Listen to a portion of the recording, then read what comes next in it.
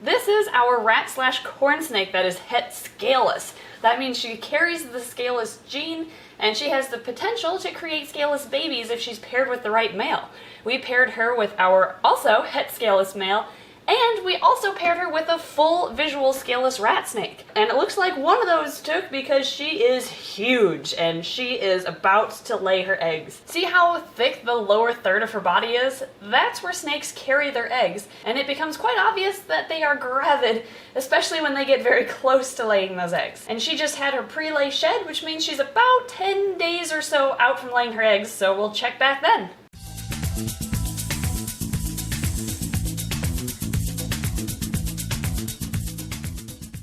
Alright, I think last night was the night. Let's see what we've got. Ooh! Oh. Well, I see eggs. I see what look like a lot of slugs, but we're going to have to take them out and see. Before we check out how many eggs are in here, I'd like to take a quick moment to thank today's sponsor, Audible. Every week, I dedicate an entire evening to feeding and cleaning my reptiles. To make it go faster, I'm always listening to an audiobook. I currently am listening to Holes, which takes place in an arid wasteland that's home to venomous yellow-spotted lizards, which have green scales, yellow eyes, black teeth, red-rimmed eyelids, a milky white tongue, and exactly 11 spots. They don't look quite like the Gila monster, which is the only venomous lizard in the United States, but I still don't think I would handle either with my bare hands. Anyway, you can go to audible.com/snakediscovery or text Snake Discovery to 500-500 to get a free audiobook, 2 free Audible originals, and a 30-day free trial. I'll also put a link to it in the description below. It doesn't have to be Holes, of course. It can be any audiobook in their library that you want. You can get it for free using that link. Audible has the largest selection of audiobooks on the planet. You can use it to find a new fitness routine, learn a new skill, or just to have something to listen to in the background when you're doing animal chores, which is like what I do. If you don't like it, you can exchange the book for free, or you can cancel at any time, but you still get to keep all of the audiobooks you've already downloaded. Again, just go to audible.com/snakediscovery or text Snake Discovery to 500-500 to get your free audiobook today. Thanks again, Audible, for sponsoring today's video, and I think it's time to see how many eggs she laid. Okay, let's see what we've got in here. I don't have super high hopes because a lot of those eggs look kind of yellow. Oh, but there's some good ones, okay. First, did you get them all out? Are you done? Yeah, looks like she pushed them all out. That's good. I'm gonna take her off of her eggs. Well, that wasn't that great. Yeah, that sounded, yeah. Slug, slug, slug, slug, slug, slug, slug. Ugh, this is not a good clutch. I see a couple good ones. That's about it. So this is what I mean by they look sluggy. They have pointed ends, and they are really soft to the touch. They don't seem to have a calcified shell, and they just look more yellow in coloration. Now compare that to a good egg, and you can see there's a huge difference here. Not only are the good eggs white and round, they are bigger, and they have a much thicker shell. So these two are good. That one looks pretty good. The bottom is a little bit squishy. That's a slug. Another thing about slugs is they just plop when you throw them. Not that you would want to do that to test them out. Let's put the good ones in the container. So that one's good. And here's this group of eggs. This one on top is definitely good. That one's good. These two are maybe. There we go. Not too sure about these guys. Look at that. That's really sluggy looking. That's really sluggy looking, but the top looks good. I've seen iffy eggs hatch before, so I'm going to go with the incubate until there's no debate method, and I'm gonna throw them in here just in case. There's one more that's kind of in that same boat, where the bottom looks sluggy, but the top looks okay. So I'm gonna put it right here. Okay, that leaves us with 6 good eggs. Well, 3 good ones, 3 maybes, and a whole lot of slugs. I have these 3 that I'm not sure if they're fertile or not, so I think I'm gonna candle them and see if I can find any veins on the inside. For that, we're gonna have to turn off our lights, and we'll simply put this egg above a flashlight. I think I see a vein right there. I don't know. It is kind of reddish looking. I see a vein. I think I'm gonna incubate it just in case. What I'll do though, is I will put it on the other side of the container so they're quite separated. Okay, how about you? I don't think I see veins, but because of that blob, I'm gonna throw it in here just to see. And that leaves me with this weird bulbous egg.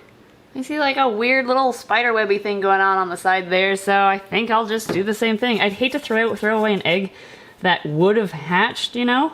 So we're gonna set it in there. All right, now I have to mark these eggs to make sure that I know which side is up in case they were to roll for whatever reason, then I'd know what position to put them back in. But since I have a combination of different like confidence levels of these eggs, I'm gonna do different marks to remind myself. I'll do X's on these 3 good ones. Let's do a question mark on the iffy ones. And then that leaves us with, I'm gonna do the crooked face look, because that's how I feel about these right now. Now, we're going to mark the bin with the date they were laid. What day is it? And put them in the incubator. Guys, wait! It's not all bad news. Another one of them laid their eggs. This is the same pairing, a het scaleless female paired to both the scaleless male and the het scaleless male.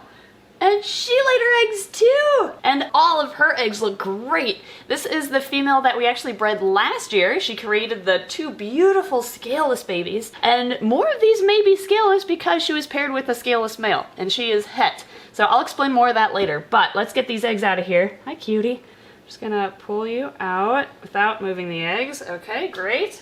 She has a little bit of a deflated look right now because she just laid her eggs, but it just takes a couple of weeks for them to kind of plump back out because we feed them quite a bit after they lay their eggs just to replenish all of their nutrients, and we'll take the rodents that we feed her and we'll actually dust them with calcium powder so we can help replenish her calcium levels too. And in the wild, this species of snake would simply lay their eggs and just leave them forever, which is why she's not going to miss these eggs at all, and we can better control the temperature of the eggs during incubation by putting them in our own incubator rather than leaving them in her enclosure. Wow, look at this beautiful clutch.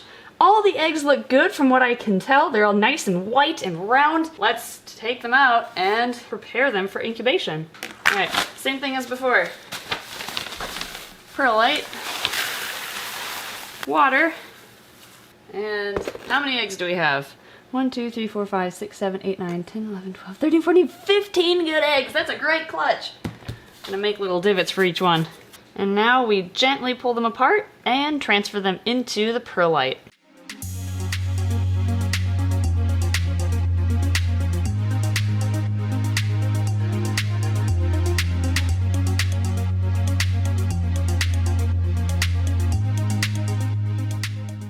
I'm pulling these eggs apart now because after about 24 hours, this adhesive between them will become almost like concrete and they'll be virtually impossible to separate then. So I have to separate them right away, and I could leave them together, but if one of these eggs for some reason goes bad, then if it's attached to the rest, it may cause those to go bad. So I separate them all, so if something happens to one of the eggs, then I can simply remove it so it's not a threat to the others. Look at that beautiful clutch of rat corn eggs. That is so nice to see after that first clutch. The important thing though is that both females were able to successfully lay all of their eggs with no problems. That's always my first concern, but it is also nice to have a really good clutch on top of that. Now I'm going to mark the topmost parts of the eggs. And you know, you don't always have to do an X. Some people do a line. It's really up to you.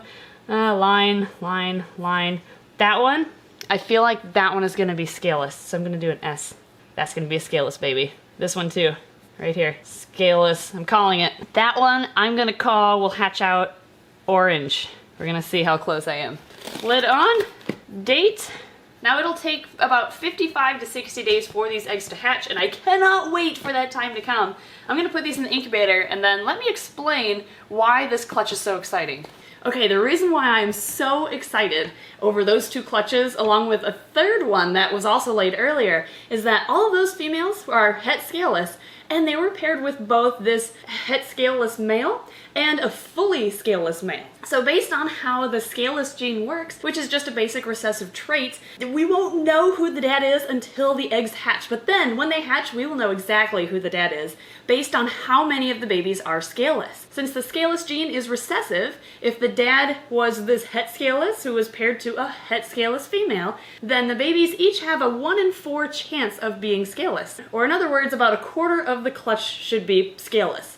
On the other hand, if the dad of each clutch was this one, the scaleless male, then about half of the babies should be scaleless. So based on the ratio of scaleless babies we see in each clutch, we're going to be able to determine who the dad is right away. In case you're unsure of what any of that meant and you're not sure how recessive traits work with snakes, I highly recommend watching our video about genetics right here, as it will clear up all of your questions regarding dominant, recessive, and codominant traits. And once you understand how those work, you'll really appreciate doing the research and learning about it, because so much more will make sense when it comes to snake breeding. So, interesting fact about the scaleless gene is that it was originally found in Texas rat snakes like this one, and then to breed some more docile temperament into them, these scaleless Texas rat snakes were bred to corn snakes, and then they were a little bit more docile and easier to handle. Now my Texas rat snake here is a bit of an oddball because he is amazingly friendly, but other Texas rat snakes are not so friendly. So that's why many breeders had originally decided when the scaleless gene came out to breed those Texas rat snakes to corn snakes so the babies were more friendly. And that's actually what this male is right here. His mother was a hamster and his father smelt of elderberries. This guy, his mother was a corn snake and his father was a scaleless Texas rat snake. So he's also very docile and easy to handle, and he'd be a really good pet quality snake. But I think all of our babies, if that scaleless who's taking off, if that scaleless rat snake is the dad, I think their babies would be super friendly, just as if this rat corn ended up being the dad. What are you doing?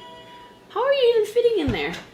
We will probably be doing a live egg cutting when these clutches start to hatch, which the earliest they're due is July 22nd, 2019. So stay tuned for that. We'll probably be updating everybody on the YouTube community page for this channel, so when it gets to around mid-July, especially a couple days before July 22nd when they're due, keep an eye on the community tab and we'll keep you posted on what we're seeing with the eggs and when we think that live stream will be. So I can't wait to see those clutches hatch, because I want to see some more scaleless baby snakes. They are super cool. But anyway, thank you again for watching. Thank you to all of our Patreon supporters for your generosity in backing this channel, and we will see you next time. Here's a snake breeder hack, by the way. This lay box is just a cave that's simply flipped upside down, filled with damp moss, and on the top is a piece of corrugated plastic that's cut to fit. To attach the lid, I just use paper clips because the bottom of the cave, which is now the top, has a perfect little lip to attach the lid to it. By leaving 2 paper clips on the back, then I can just remove the front 2 clips to kind of create a hinge and peek inside without removing the entire lid or removing the lay box at all.